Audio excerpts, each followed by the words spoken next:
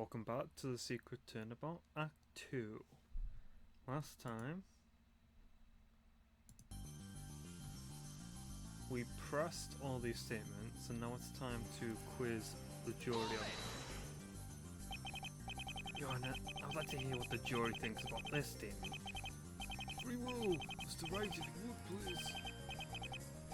Sure thing, Your Honor. What do you guys think?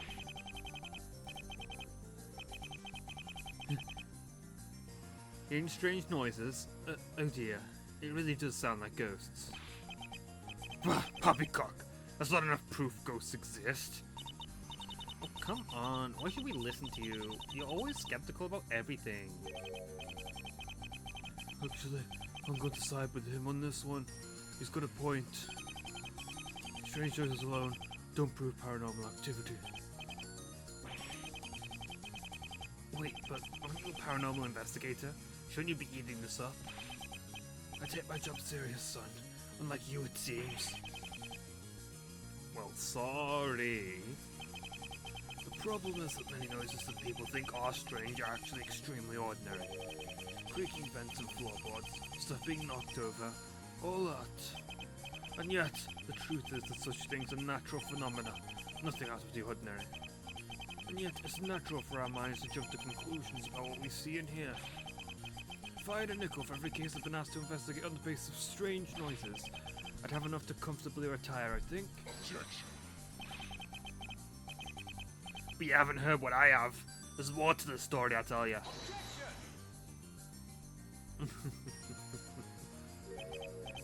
And yet, even the paranormal investigator does not believe your story.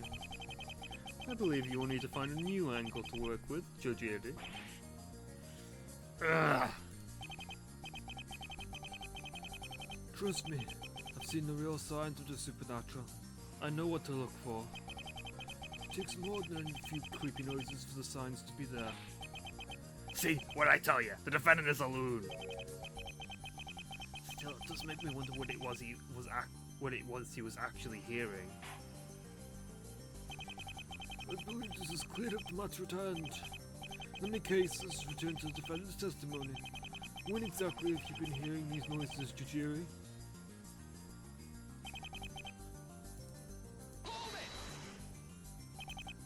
Your Honor, Mr. Wright. Johnny? Staying late at night? How dreadful. You must feel truly overworked. I'm just doing my job, ma'am. No. I mean, you working too hard is setting a bad example for the children. You should be ashamed for being such a bad influence. I'm sorry. Bring him up, I need to bring him back down.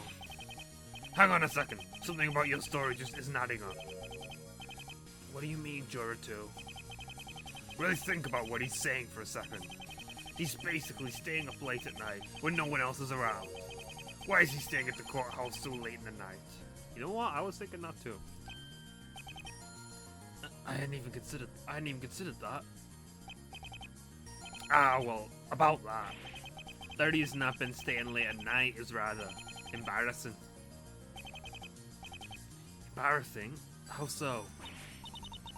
Oh, sorry to interrupt, but I think I might be to blame for this one.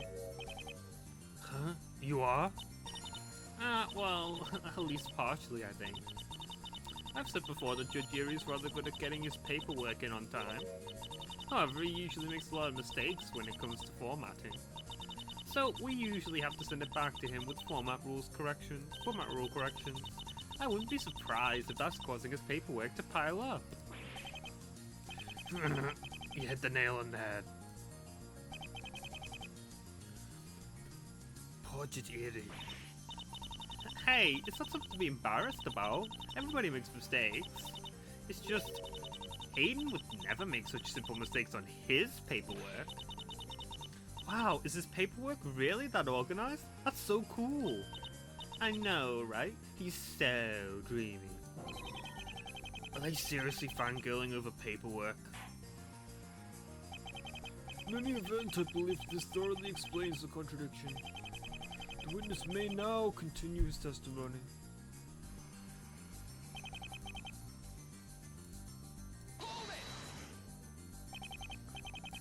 Johanna, Mr. Wright. Why not? Jordy, is this guy for real? He's gotta be joking, right? Ghosts. Really, ghosts. This has gotta be a prank. We're the hidden cameras, right? This entire trial has to be one big prank. Don't mock me. I'm being serious. Ghosts are real, and they're in this courthouse. What's even going on anymore? Where did you even get the idea of ghosts from? What? If I may. Yes, what is it, Juror 6? I believe I may have an idea of what Jujiri may have gotten the impression, and the courthouse may be haunted by a ghost. You can't... By all means, please, enlighten us, Juror 6. It starts in the same way that all ghost stories start, with a legend. The story goes that once, a long time ago, there was a young lady. On the outside, this lady seemed bright, cheerful, and full of compassion. However, as it turned out, she was not as she seemed. She had a dark side. A dark side? She was a murderer, and a pretty crafty one at that. Let me guess, she got caught? Yes, actually. Have you heard this one before? You could say I've had some experience. What's that supposed to mean? Dahlia! Well, in any case, the lady swore revenge on the people that helped capture her. The rumor goes she came back to life as a ghost and nearly got that revenge. However, she was stopped by an angel of death, who dragged her down to hell. There's a rumor, however, that she will occasionally drag herself out of hell, and take her revenge on the courthouse that became her downfall. Does Edgeworth know?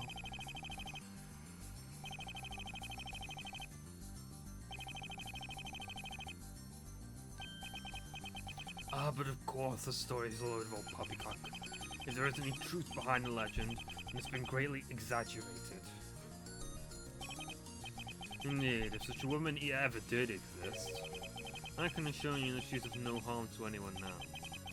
Why do I feel like I've heard a story like this before? And why does Edgeworth seem so tense? Mr. Edgeworth, what seems to be the matter? Just bad memories, Your Honor. In any event, we may have learned what rumor caused Jujiri to believe that the courthouse may in fact be haunted. There is little evidence to suggest this thing is actually true. Right, because spirits just can't come back on their own. In any event, the witness will continue his testimony.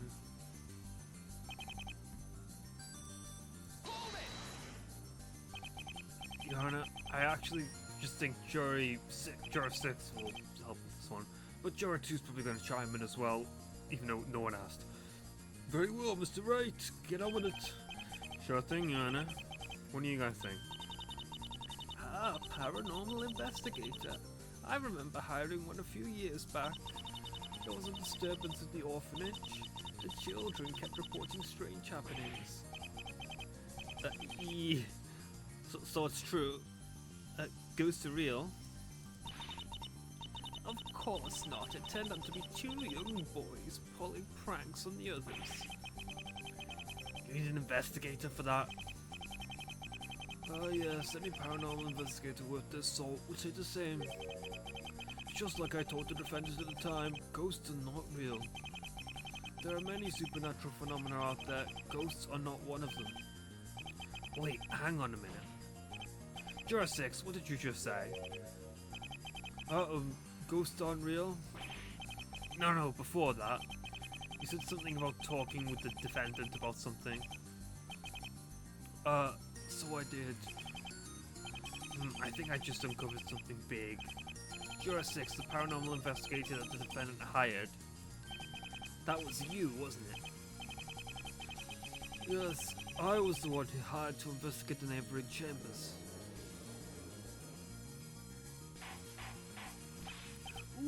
Order! This is the first I've heard about this. I certainly hope there is no conflict of interest going on. Rest assured, Mr. Edgeworth, I only met with the defendant the one time. I hold no previous grudges nor admiration for the man. You can trust me to be unbiased. That said, it's true that Judge Eerie was rather stubborn in accepting my findings. Ha! As well I should be! Saying right to my face that ghosts aren't real when I've seen that proof for myself. Ah yes, the case where a spirit medium summoned a spirit in the middle of a courtroom. I believe I've explained this already. Spirits and ghosts are two different things. A spirit needs a medium to interact with the living world, while a ghost has no such limitations. Ah, so glad to see someone has done their homework. The idea that someone from beyond the grave could interact with the world on its own, why, it's completely preposterous. But how else do you explain what happened? The murderer killed Rupture and then vanished without a trace. How else do you explain that if ghosts aren't involved?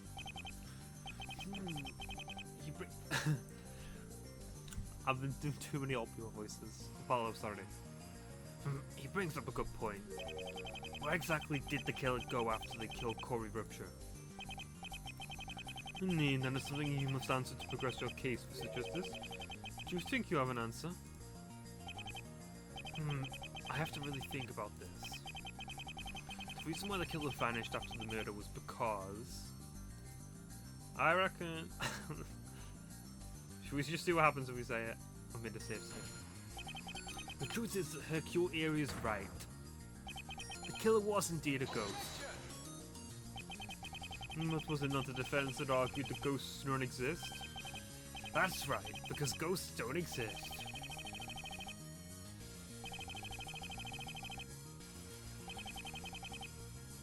Now I piss everyone off. I do believe the defense's argument speaks for itself. Oh, I guess I should have seen a problem with that. Killer was hiding, and I know where. It's obvious. The answer to this riddle is very simple. The killer went into hiding shortly after the murder. But that doesn't make any sense. The killer would have been found by now if that was the case. What do you mean? The crime scene was thoroughly searched by the police after the murder. Assuming for the sake of argument that the defendant's account is the truth. Then there's been someone in the room from the moment the defendant walked in. Needless to say, there aren't many places to hide at the crime scene. Not many places, try none. The fact is, there are no real places for the killer to have hidden after the murder. The only way in and out was through my office too. Of course I didn't see anybody in my office during the time of the murder. So it's not like they could have escaped the crime scene at all. In short, it was impossible for the killer to hide anywhere after the murder. The only explanation is the killer phased through walls because they're a ghost. Finally. It's been a long time coming, but I think at last, I just found the opening I need. Well, defense, what do you think of Jujiri's argument? The defendant's statement is extremely important, Your Honor. The defense requested it be added to the testimony. Very well, if you please, defendant. This is it. This is where I turn this case around. But first I'm going to press and pull that statement. Which I think is the last one.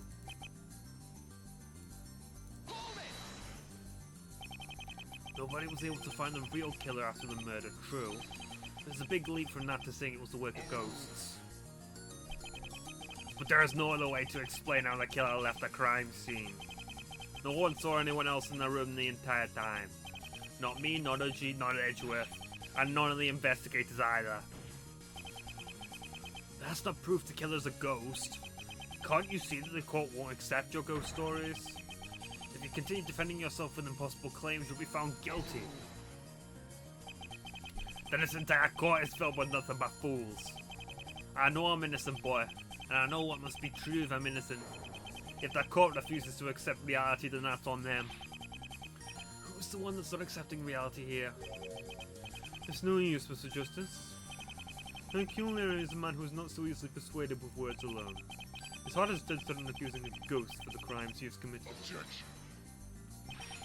If you had listened to reason, you would see I had nothing to do with this. Why can't you see the truth right in front of you?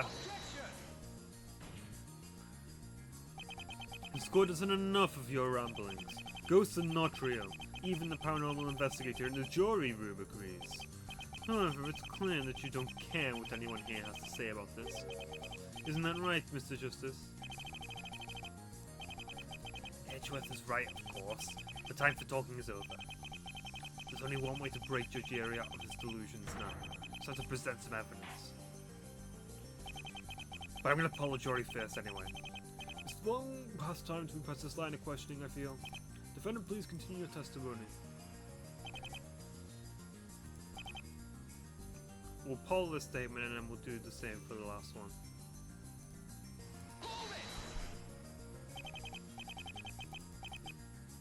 Jory. Jordan? Will this guy stop yammering on about ghosts? He must either be very desperate or a complete maniac. I don't know. I feel like he might kind of have a point. How would the killer be able to vanish from the scene if they weren't a ghost? That's what I've been saying the entire time. The only way to explain it is that the killer's a ghost. The problem with that line of logic is that ghosts aren't real. At best, the most you could hope for is a spirit. That's correct, and spirits require a medium to channel them to interact with the living world.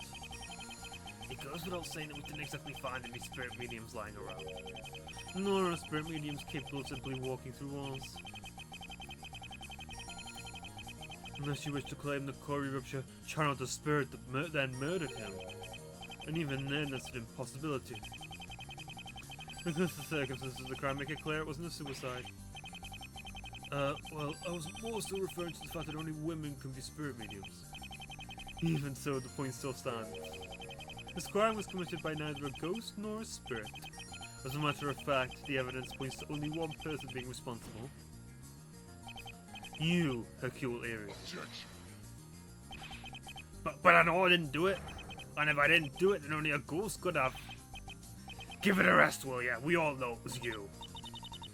Yeah, he certainly is looking very suspicious right now.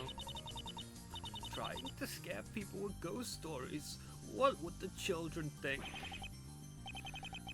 Now the jury is turning against him.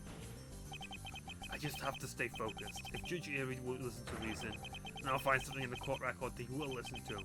I'll just have to present it to the right part of his testimony.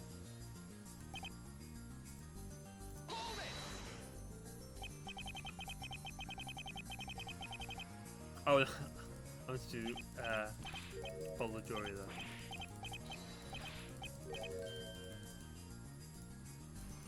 I'll just skip through this. Oh, Edgeworth.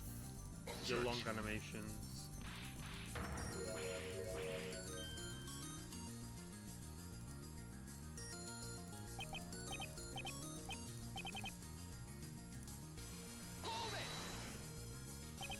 No, now let's hear what the jury thinks about this statement. Very well, Mr. Wright, get on with it. Shut up, Your Honor. What do you guys think? Oh dear, a ghost murdering a judge? What a terrible thought. You must have been worried sick, poor thing. I was more worried and scared than I've ever been in my life. I thought the ghost had got nudgy, and I was next on his list. It took everything I had not to run away, screaming for help. A decision that led to you becoming the main suspect. You must have been so brave to have gone in there, despite knowing the danger. Well, it was nothing. Don't you two stop making googly eyes at each other. Ha! Brave! That's a riot. This man has spent the entire trial fearing something that does not even exist. That's the exact opposite of bravery. This man's the biggest coward I've ever seen. Hey, so what if I fear ghosts? When they're responsible for a man's death, I've earned me right to fear them. I think it's the fact that they don't exist that's the most important part. Judge Eerie, please, it's time to let go of this. If you continue to let your irrational fears dominate your mind, they will always haunt you. No, I can't. Not when I know I'm right. You mean much in the same way people used to know that the Earth was flat? Or how people used to know that the sun revolved around the Earth? Hey, those are different, okay? I fail to see how there's any difference. Nobody was in any danger from ghosts that day. The only real danger to anyone around here is you. Mr. Justice, help me! I'd love to be able to help you, Jujiri. Unfortunately, you really are being your own worst enemy right now. Continuing to claim the impossible, even when the facts go against it, is certainly not helping your case at all. No matter how much we tell him what he claims is impossible, Jujiri keeps sticking to the same story no matter what. Blah blah.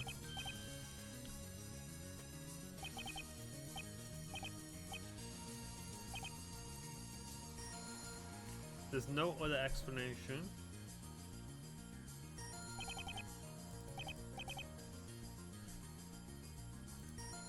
Has to be ghosts.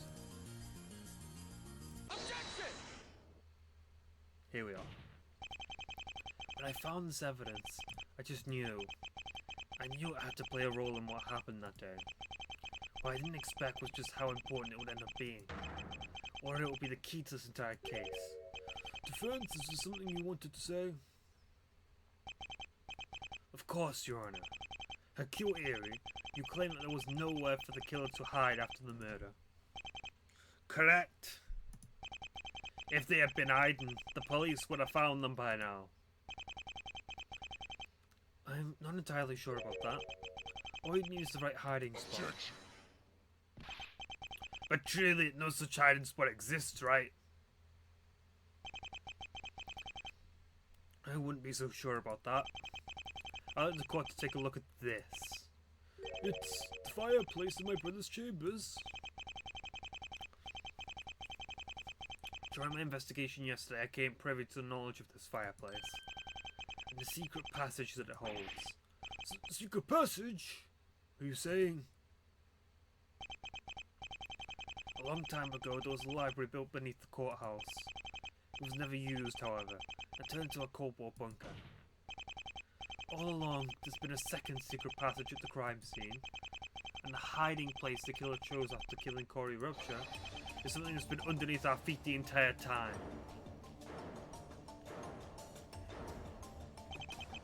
And that is the truth behind our vanishing killer.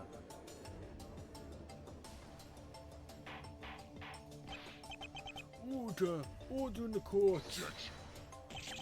Whatever manner of witchcraft, sorcery, what the? I've never heard of a secret bunker under the courthouse. Indeed, this is news to me as well. I guess as to why you've never heard of it is because it was built during the Cold War. When the Cold War ended, so too did the need to use it as a safety bunker, thus allowing it to remain a secret for all time.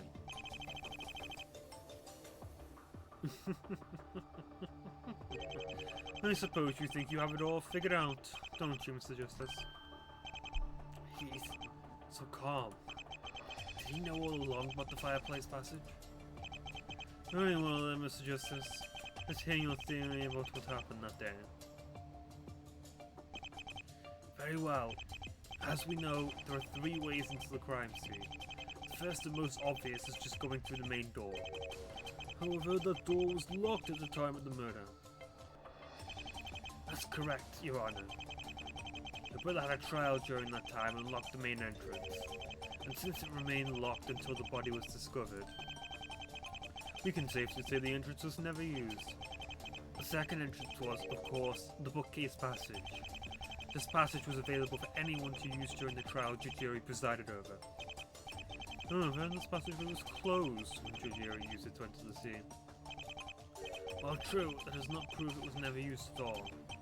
Finally, we have our third entrance into the room. The newly discovered fireplace passage. The entrance leading into the underground bunker. Precisely, Your Honor. All we need to do is figure out which entrances the killer and the victim use. Very well then, Mr. Justice. Let's see what you've come up with. Let's start with the victim. What entrance did they use to enter the crime scene?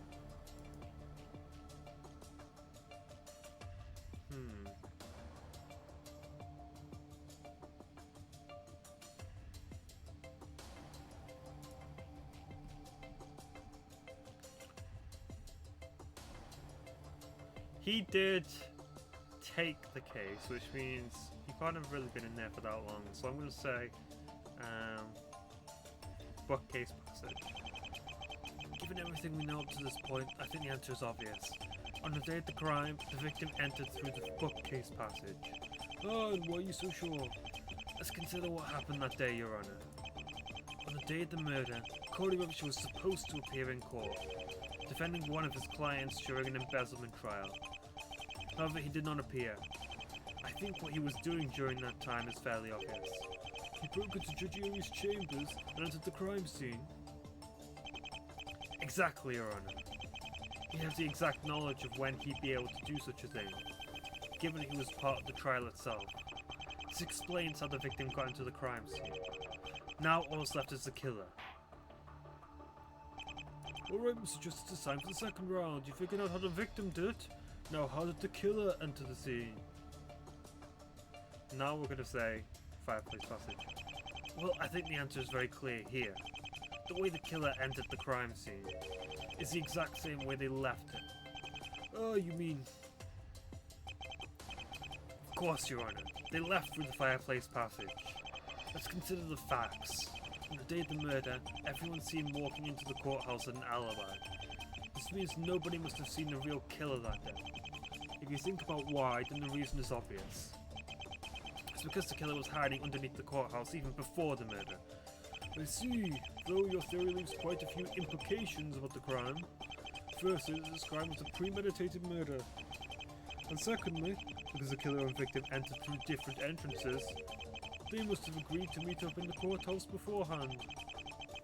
Those would have to be true, yes. For what reason the killer and victim met up is a mystery right now. But I think the jury will agree we can't reach a verdict with all these lingering questions. I concur. It seems there is more we need to look into. There we go. That should buy me an extra day of investigation. I just have to follow this lead and see where it takes me. If that would be all, then court is... Knew that was going to happen. No two-day trial. No two-day trial for you, Mr. Justice. My apologies for the interruption, Your Honor.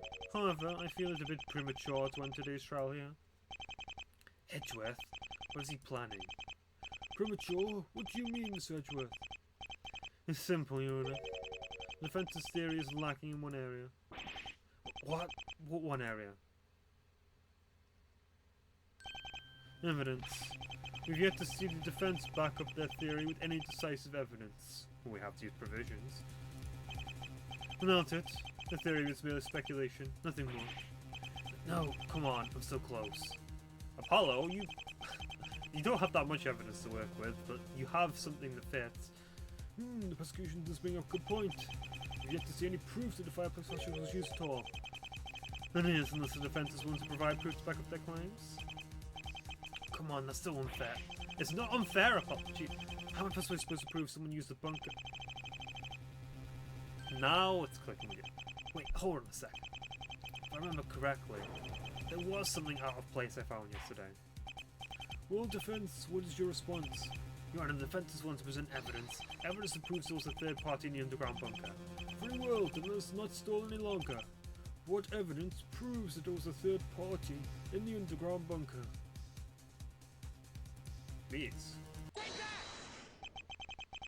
If my logic is correct, the killer was someone who was hiding in the bunker ahead of time, so they could avoid being seen that day. Yes, we've established that. With that in mind, I'll let the courts have a look at this. What are those? Looks like a pile of clothes, a blanket, and those snacks the detective likes. That's exactly what they are, Your Honor. I discovered these items during my investigation yesterday. What's important about these provisions are where they were found. Oh, do you mean to suggest? That's right, Your Honor. There's no doubt that there was a third party staying in the bunker for some time. After all, that's exactly where these provisions were found.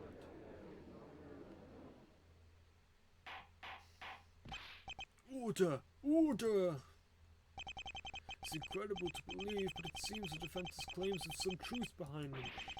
The discovery of this secret passage really has changed the entire case. Let's discover who these provisions belong to at once. Huh, I'd love to see Edgeworth respond to that.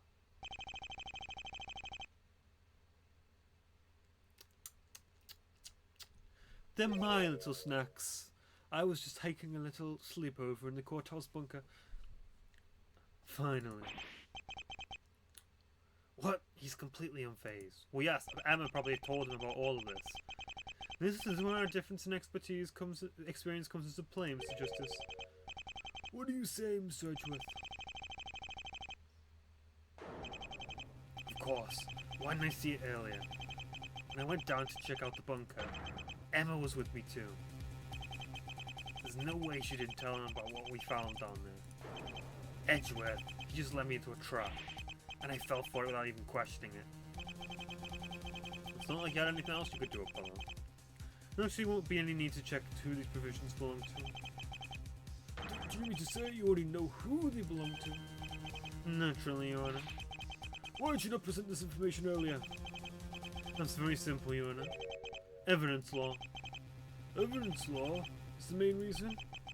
The list of evidence had already been decided before the provisions were found, meaning the only way I'd be able to present this evidence would be for you to prove its relevance to the case.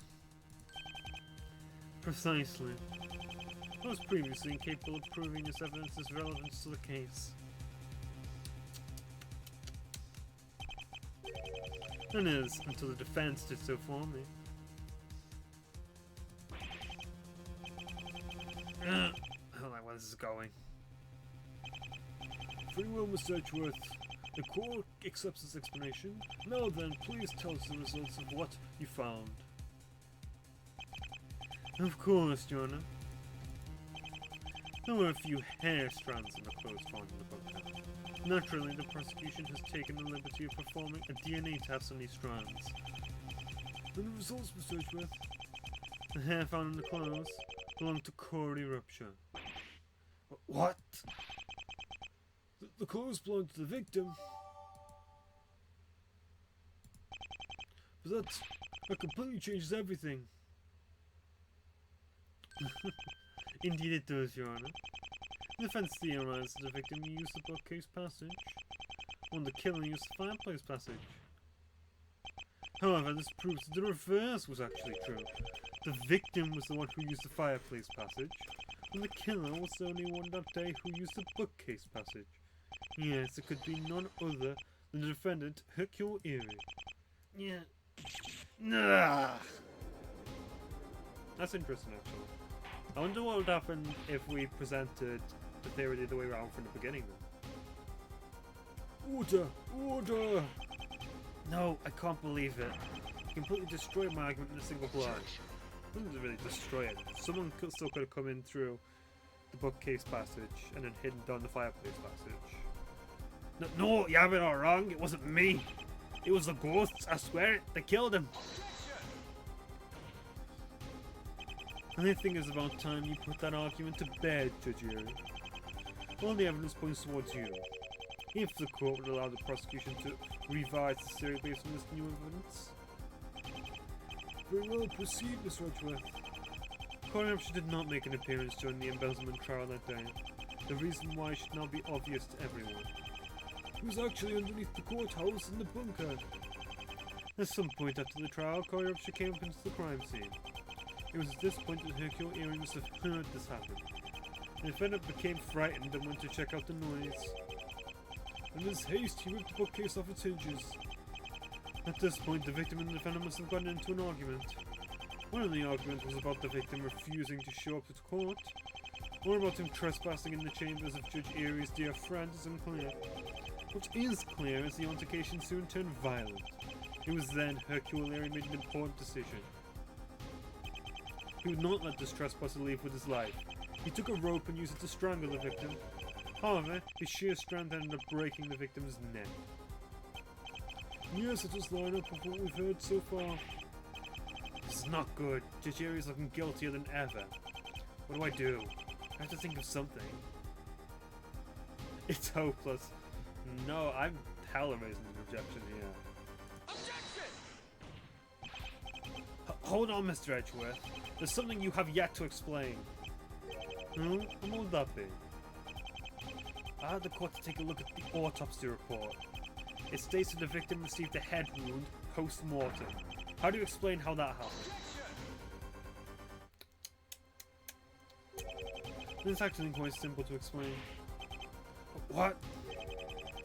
The explanation for this head wound is rather chilling. During their struggle, the defendant did not yet realize he had killed the victim. And so to finish the job, he slammed the victim's head into the fireplace. No, I would never do that to anybody! Mr. Justice, help me! There's nothing I can do. Edgeworth's case is perfect. I can't find any holes anywhere. And this is the truth of the matter. I never would have been able to find this truth without you, Mr. Justice. I would have been unable to prove the relevance of the fireplace passage had you not put the pieces together yourself. From the bottom of my heart, I give my deepest gratitude, Apollo Justice. No!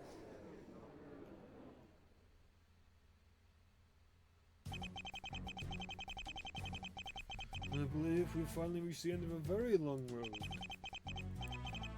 Well, it wasn't actually that long, Your Honor. There's one of the cases piece of music that was used in that kind of blows this whole trial out of the water in that regard.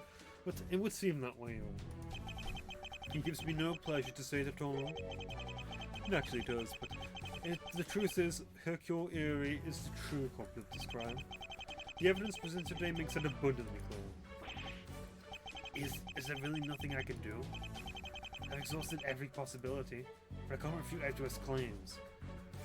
I haven't used this magnetic pole yet. That's probably going to come in handy, actually, now that I think about it. Is this really how it ends? The prosecution and defense have both fought out brother. But the decision of the verdict is now out of our hands. With no more arguments to be made, now rests on the jury to decide the defendant's fate. In trust, of course, that they will come to the right decision. Humble members of the jury, the decision is now yours. This can't be happening. If the jury reaches the verdict now, there's no doubt they'll find him guilty. Members of the jury, have you reached a verdict? We have, Your Honor. The vote is unanimous. We, the jury, find the defendant Hercule Erie.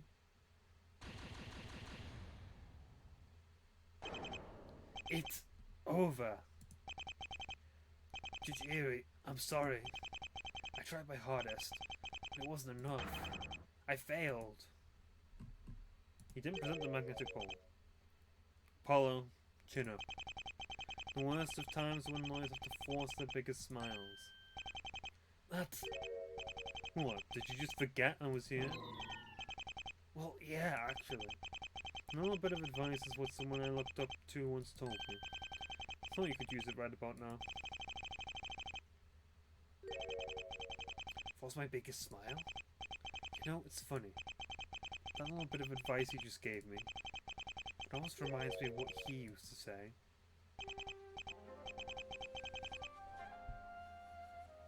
Remember, son, no matter what happens, a dragon never yields. In many ways, what he said to me all those years ago defined who I am. I've always tried my best to live up to the names of those who inspired me, but I never felt like I could. The worst of times when lawyers have to force their biggest smiles. But how can I force a smile at a time like this? A dragon never yields. But I've exhausted every option. I can't go any further. I can't live up to their standards. Is that where you left me? Was I just not good enough? It doesn't really matter what I do anyways. Smile or frown, yield or not. The trial's over. There's nothing else I can do. Pull yourself together, Apollo Justice. The verdict being called doesn't mean your job is done. What? What does that mean? He's right, Mr. Justice. You still have yet to perform your summation examination. Summation examination?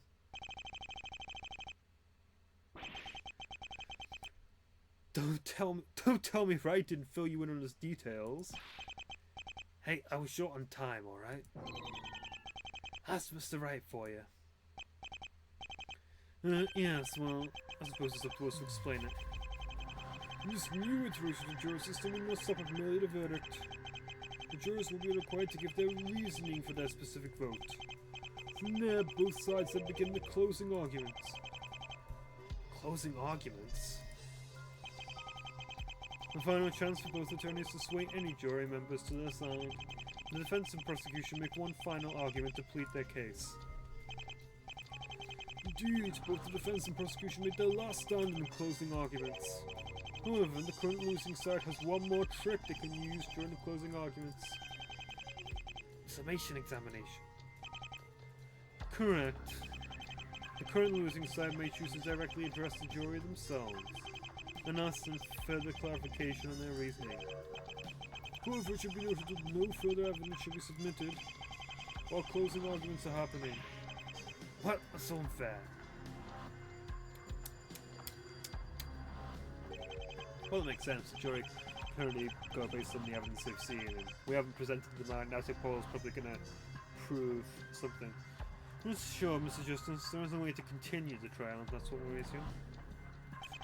Indeed, if at least half the jury changes their votes, the jury is declared hung and the trial proceedings will continue.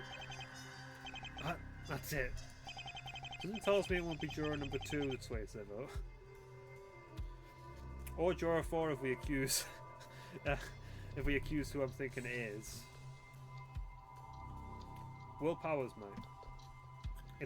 I'm pretty sure that's Will Powers. If I can convince the jury to change their votes, I can turn this trial around. Now then, it's time for us to call upon the jurors one last time. Ladies and gentlemen of the jury, please explain your reasoning.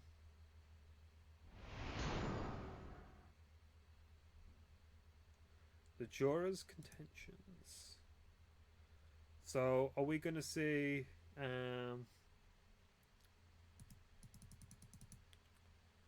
we're not going to see their faces, unfortunately, but... The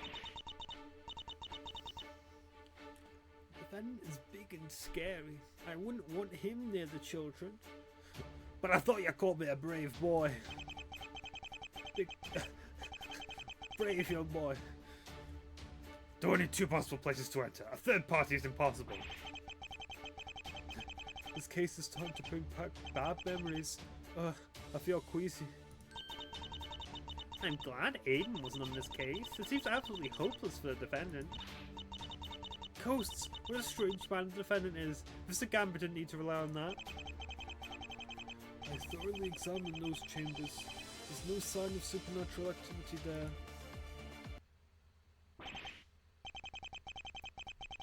I can't help but notice that not all these arguments hold equal weight. It's not up to us to decide what the jurors' reasons are. All we can do now is try to sway the decisions. Okay, but how? I'm not allowed to present any new evidence. How can I sway the jury? I can tell what you're thinking, Miss Justice. And to answer your question, I think I might know a way. You're going to be able to present any evidence during the summation examination, but that doesn't mean you can't still find contradictions. Contradictions? Yes, but instead of contradictions between the evidence and testimonies, would instead be the contradictions between the statements of the jurors. Edgeworth, I've played Great Ace Attorney, okay? I know what I'm doing. Ooh, sorry, I'm just explaining it to anyone who might not have. So, if I present the profile of a juror on the statement of another juror, I can pit 2 jurors' statements against each other. But how would Edgeworth give me that kind of advice? Is it possible? Getting me to this point was his true intention all along? Of course. Why didn't I think of it sooner?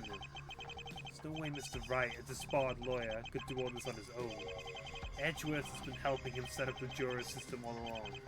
His goal was always to get me to the point where I'd have to rely on my closing argument. Also contest the biggest addition to the juror system, summation examination. Whenever the defendant is ready, they may begin the summation examination. Well, I did copy it from the legal system of my favourite country, Great Britain. pit jurors against each other by presenting their profiles. The only problem is, I didn't see any statements that contradict each other. Maybe pressing the jurors will open up that opportunity. Worst of times when lawyers have to force the biggest smiles, huh? The defense is ready to begin, Your Honor. I'm fine, I can do this. After all, a dragon never yields.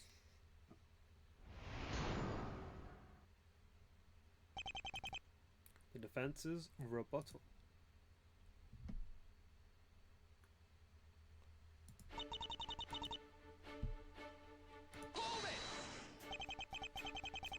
It's true the defendant is a rather large man, but don't you think judging him by his size alone is a bit prejudiced? Oh, well, I suppose it would be on its own. Really, it's less his size and more his intimidating presence. Intimidating presence? But it's already been Christmas. Why would you need presents?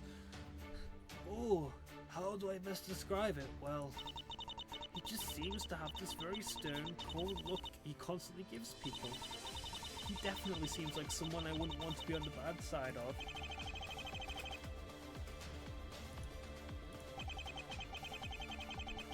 It's true that the defendant can appear rather intimidating at times. Right now, he's clearly just scared out of his wits. Besides, the prosecution has made one thing very clear. Only someone with great strength could have committed this crime. And the defendant's strength, well, it's already been well proven at this point. By that logic, any strong person could have committed the crime. The defendant's strength is not enough to determine his guilt. Ah, well, I suppose that's true. Ha! I've got her on the rope. I've got her on the ropes now. Oi, what are you playing at? Oh, look, an interjection from my favourite juror. Oh, sorry about that. What is it now, Juror 2? Watch your tone, kid. And if you really want to know, it's not just the defendant's size that's the point of contention here. That's right. It's true, any strong man could have feasibly committed the crime. It's in conjunction with all the other evidence against the defendant. It's that in conjunction with all the other evidence against the defendant. After all, the defendant is the only strong man with access to the crime scene. So my reasoning still stands.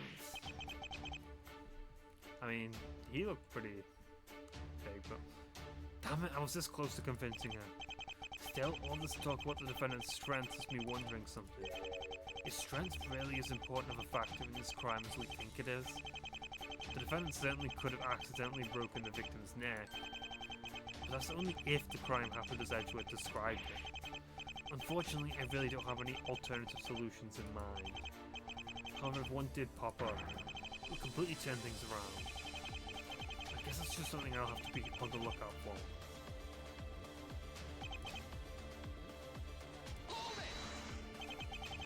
We're talking about the 2 secret passages, right? Ha! Could I possibly be referring to anything else? Let's really examine these possibilities in detail. Is it really out of the question that a third party use one of the 2 passages? You wish, but it all falls apart if you really think about it. Well, let's start first with the bookcase passage. We know there's a point in time that a third party could have used it without getting caught. Is it really so impossible for the killer to have used it during that time? If only it were that simple for you. But there's no way a third party used it. Why not? Really think about it. There's only one time anybody could have entered through that passage. During the embezzlement trial. Which means in order to use the passage, a third party would have to know the defendant wasn't going to be there at the time. Which means it'd have to be someone directly involved with the trial. I guess that's what that would have to mean, yes. But the victim was the only one from that trial who didn't show up that day. He was the only feasible one who could have used the bookcase passage. Yep, we now know he was in the secret bunker. The provisions Emma and I found are proof of that. Now one fact also makes the third party using the fireplace passage impossible as well. Huh? Wait, why? Really think about it. In order to use that passage, someone would first have to be in the bunker. And as we all know, the victim was camping out down there. I think I get what you're hinting at. You're wondering why the killer wouldn't just kill Corey Rupture then and there. Exactly, that's what I'm getting at. Well, yeah, much easier spot to commit murder, for starters. It'd be a much better place to hide the body too. Any way you slice it, there really is no room for a third party at all. You know, I hate to admit it, but despite the fact that he's the most annoying juror, his argument's well reasoned. He's the only one who's, ironically, who's actually talking about the facts of the case.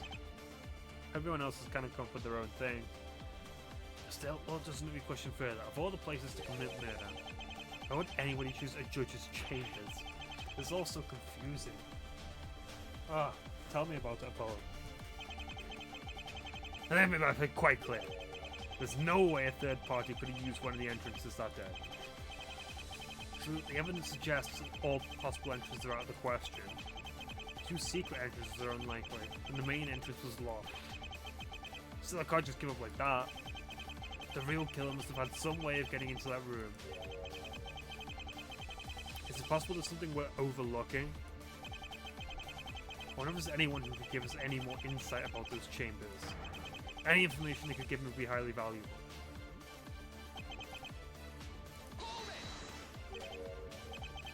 What exactly are these bad memories?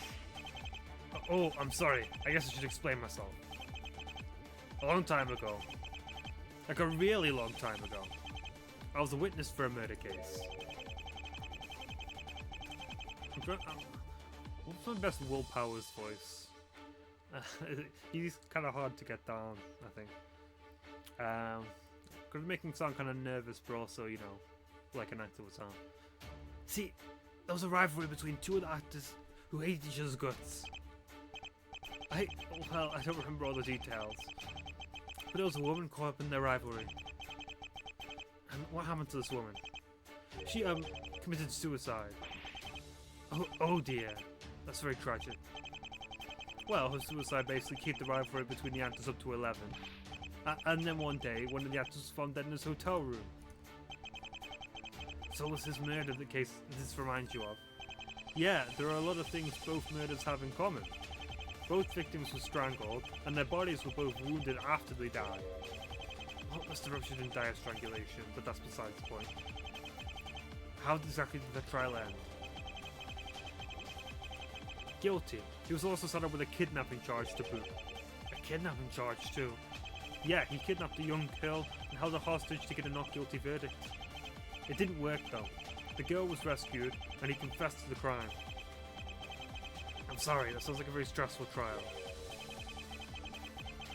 However, are you sure that this is that what happened then isn't clouding your judgment of this case? What do you mean? You were a witness in a traumatic case a long time ago. A case in which the defendant was found guilty. And now a new case comes along that reminds you of that one. Maybe conflating the guilt of the defendant in that case to this one. I'm sorry, I didn't mean to. Please forgive me. Oh, grow up, you big baby. Don't be such a pushover. It's not there's no reason to suspect the defendant. Don't let them manipulate you like that. Sorry. You're right. Sorry, Mr. Justice, but I'll need something more concrete to change my opinion. Damn it, I was so close. Well, I guess I'm gonna have to find another way to change his mind. Still, can't help but think that case you described sounds familiar. Maybe I should read through more of this to write old case files after this trial is over. So that is definitely what I was right.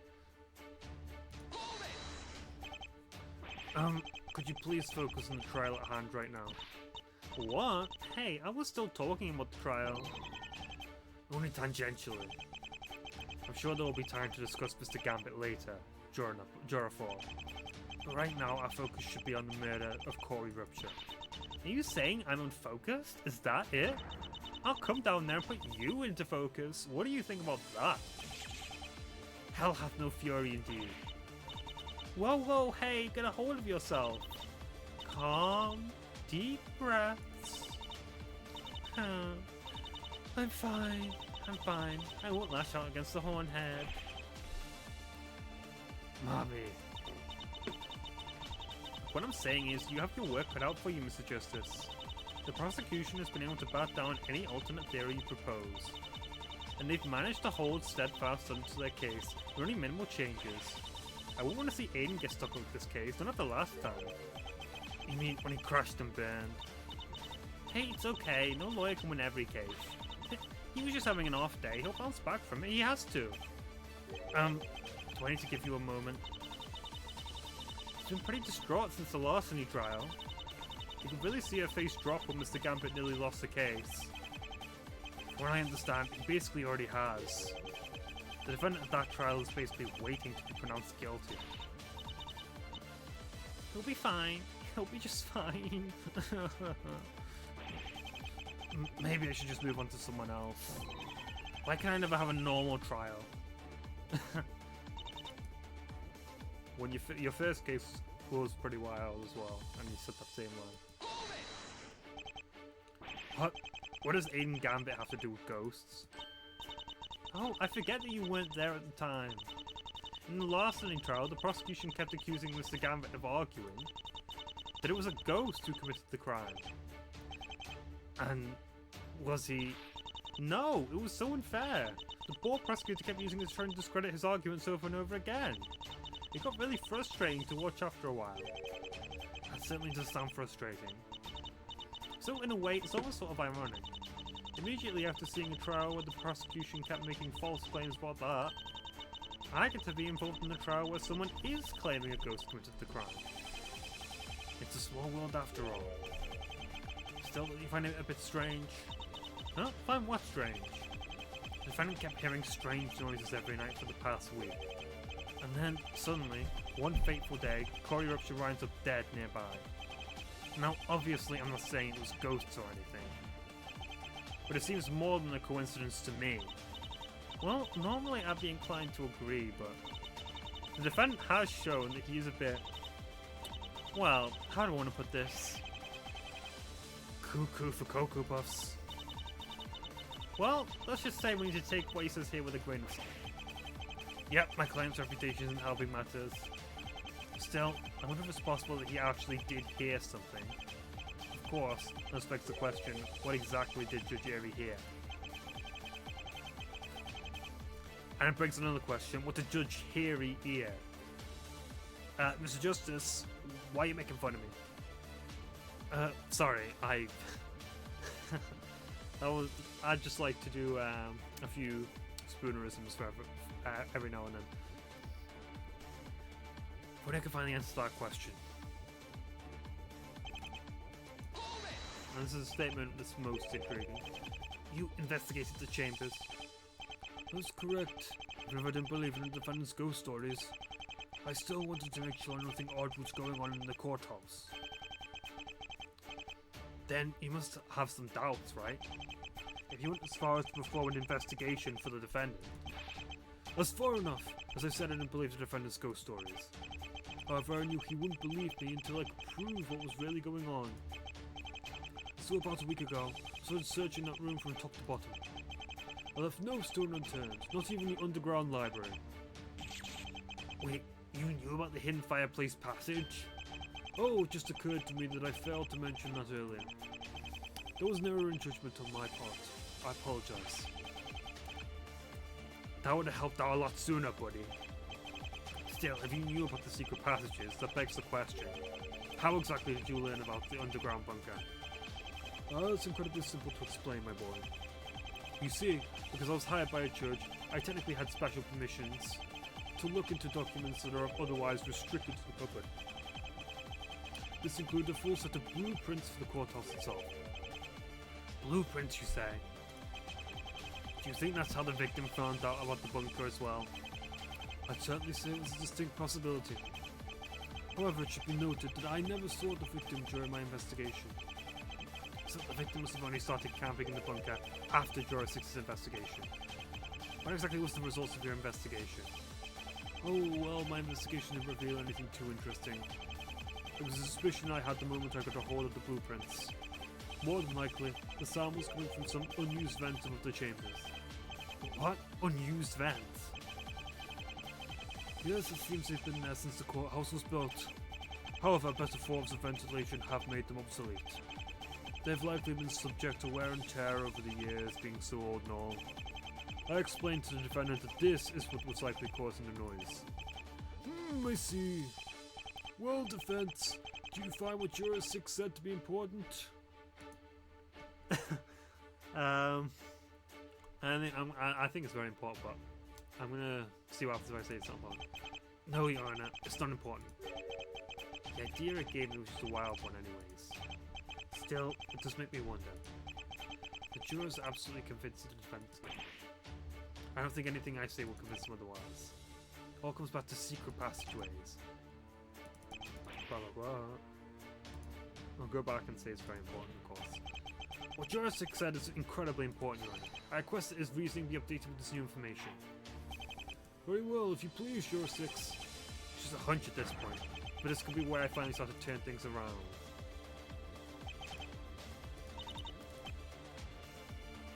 The ghosts the defendant heard must have been noises coming from the unused vents. Just to clarify, what will be causing the vents to make such noises? Oh, well, that's very simple, son. As I've said before, the vents have likely undergone a lot of wear and tear over the years. However, because the vents have gone unused for so long, nobody knows about them. The lack of upkeep for the vents is likely what's causing those noises. After all, it likely has been causing lots of creaking and moaning. That would make sense. No, that's not what I heard at all. I heard it with my own 2 ears. There was something moving up there. You have to believe me, I'm telling the truth.